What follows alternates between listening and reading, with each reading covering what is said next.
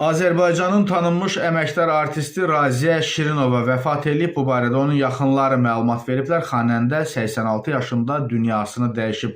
Qeyd edək ki, Raziyə Şirinova 1940-cı ildə anadan olub, 62-64-cü illərdə Asəf Zeynallı adına Bakı Musiqi Texnikumunda xanəndə Seyid Şuşinskinin kursunda təhsil alıb.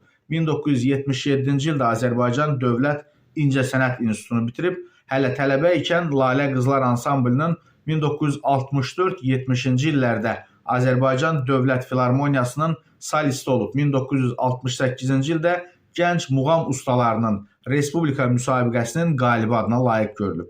Azərbaycan Dövlət Akademik Opera və Balet Teatrında çalışdığı illərdə bir sıra tamaşalarda yadda qalan obrazlar yaradıb, rollarda çıxış edib. O, müğənni kimi də uğur qazanıb, sənətdə olduğu illər ərzində Respublika televiziyası və radiosu ilə ifa etdiyi muğam, xalq və bəstəkar mahnıları tamaşaçılar tərəfdən rəğbətlə qarşılanıb. Raziyə Şirinova Azərbaycan mədəniyyətinin inkişafındakı xidmətlərinə görə 2006-cı ildə əməkdar artist fəxri adına layiq görülüb. Allah rəhmət eləsin.